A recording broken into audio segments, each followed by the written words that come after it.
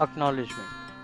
I would like to thank my chemistry teacher, Mrs. Priyadarshini Chikkar, for giving us such an informative project on different string instruments. I look forward on doing such informative projects in the future again.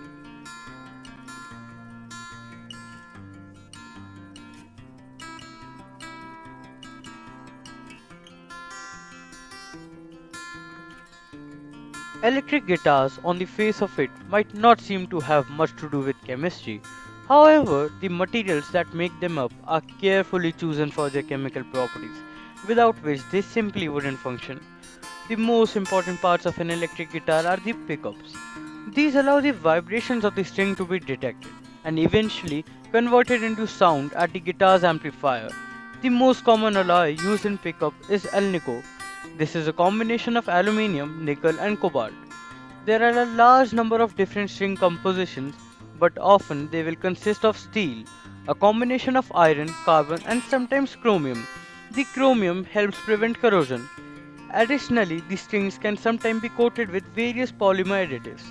The lower strings of a guitar, E, A, and D, will often have a nickel winding over their steel core. Nickel also makes an appearance in the frets of most guitars, which are commonly made from nickel and silver. From an appearance perspective, at least, the most important aspect of the guitar is the body's finish. The finish of the most electric guitars is either a nitrocellulose lacquer or a polyester or a polyurethane. It's clear then, sound produced by the guitar definitely owe it to chemistry.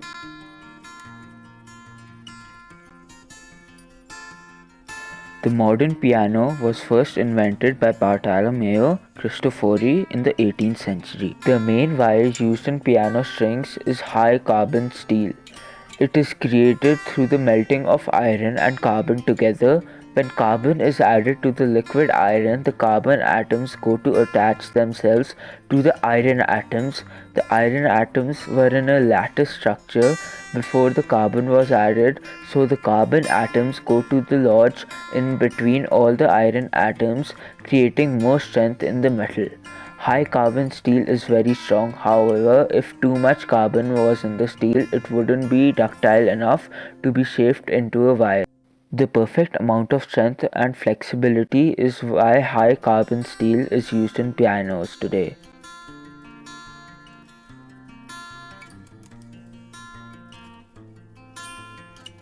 The sitar is a plucked stringed instrument originating from the Indian subcontinent. The instrument was invented in medieval India and flourished in the 16th and 17th century. The strings of sitar are made of steel and bronze. Electron bonding in bronze and steel is highly delocalized.